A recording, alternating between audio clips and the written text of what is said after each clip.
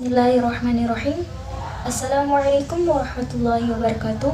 Ismi Nurlis Hidayati, ana thalibatun min fasl awal ba, dengan NIM 2022-1002.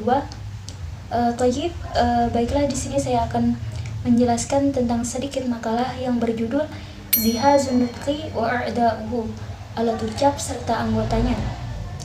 Sebelum saya menjelaskan alat ucap dan anggotanya, saya akan menjelaskan sedikit tentang pengertian bahasa dan bunyi. Imam Syaiuti menyebutkan bahwa bahasa adalah serangkaian suara yang digunakan orang dalam mengungkapkan maksud yang dikehendakinya, sedangkan bunyi adalah bekas ucapan atau getaran suara dari suatu objek yang dipindahkan ke dalam materi yang sadar dengan rasa suara tersebut. Selanjutnya, pengertian dari alat ucap. Alat ucap ini adalah organ pada tubuh manusia yang berfungsi dalam pengucapan bunyi, seperti halnya paru-paru, laring, faring, rongga mulut, rongga hidung, gigi, gusi, dan lain-lain. Dalam hal ini, organ bicara dikelompokkan menjadi 3 kelompok. Yang pertama, kelompok organ yang terdiri atas alat-alat pernapasan yang tepatnya berada di bawah kerongkongan. Yang kedua adalah kerongkongan. Kerongkongan ini terdiri dari tulang rawan, otot, persendian, serta selaput.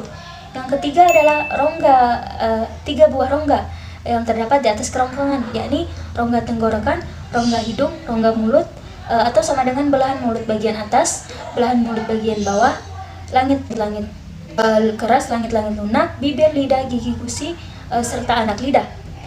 Yang selanjutnya adalah pembagian alat ucap.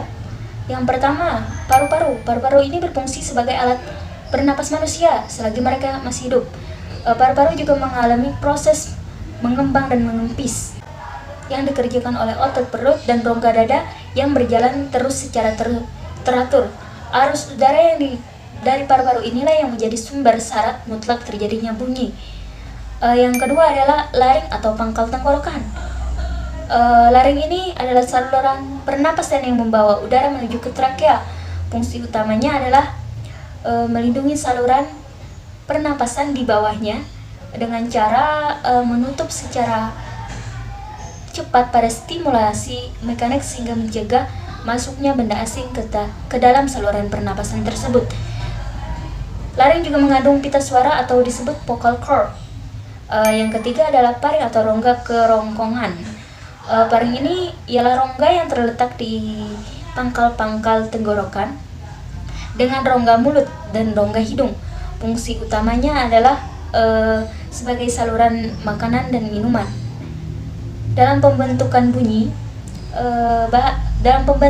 bahasa, peranannya terutama hanyalah sebagai udara yang akan ikut bergetar apabila pita suara tersebut bergetar juga. Bunyi yang dihasilkan paring ini juga disebut dengan bunyi faringal. Yang keempat adalah langit-langit. Langit-langit terletak di bagian atas mulut yang memanjang dari pangkal gigi di bagian depan sampai lidah atau tekak di bagian belakang. Para ahli juga membagi langit-langit ini ke dalam 3 bagian. Yang pertama, bagian depan yang disebut juga dengan gusi atau al-lassa. Yang kedua, langit-langit keras yang disebut juga al-latobaq. Yang ketiga ada langit-langit lunak yang disebut juga al-linul al-hanaq. Apabila bagian lidah bergerak menuju salah satu bagian yang tersebut, maka terjadilah bunyi tersendiri. Seperti halnya apabila ujung lidah bertemu dengan gusi, terjadilah bunyi sin, ro, za, dan shot atau disebut avicular velar. Yang kedua adalah apabila tengah lidah bertemu dengan langit-langit keras, maka terjadilah bunyi ya atau mediopalatal.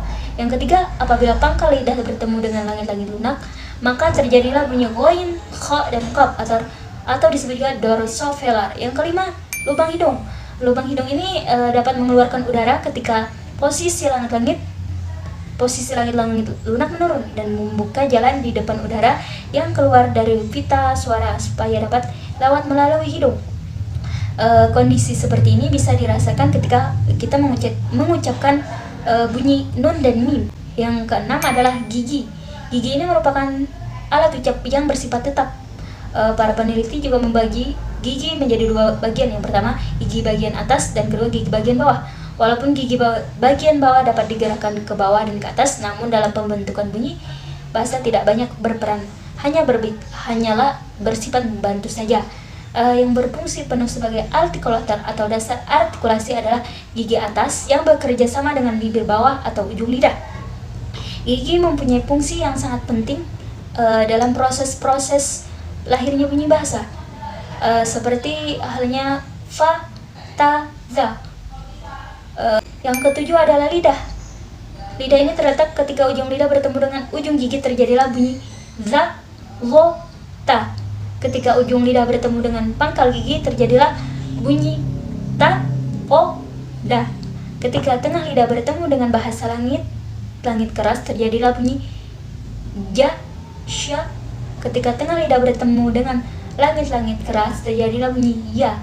Ketika pinggir lidah bertemu dengan geraham, maka terjadilah bunyi do.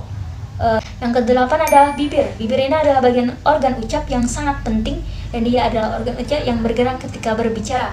Yang kesembilan adalah alveolum, adalah jantung udara yang sangat kecil di paru-paru. Yang kesepuluh adalah palatum, nama tulang dari anggota langit mulut. Yang kesebelas adalah velum, struktur atau selaput mirip kudung kepala terdapat di rahang bagian atas, dua bagian belakang dari langit lembut. Yang ke-12 adalah ovula atau daging kecil yang menempel di belakang sop palat, itu langit mulut di bagian belakang. Jadi dapat disimpulkan bahwa bicara merupakan salah satu komunikasi yang dilakukan dengan menggunakan alat ucap manusia. Hanya itu yang dapat saya sampaikan. Lebih kurangnya saya mohon maaf. Wabillahi taufiq wal hidayah. Wassalamualaikum warahmatullahi wabarakatuh.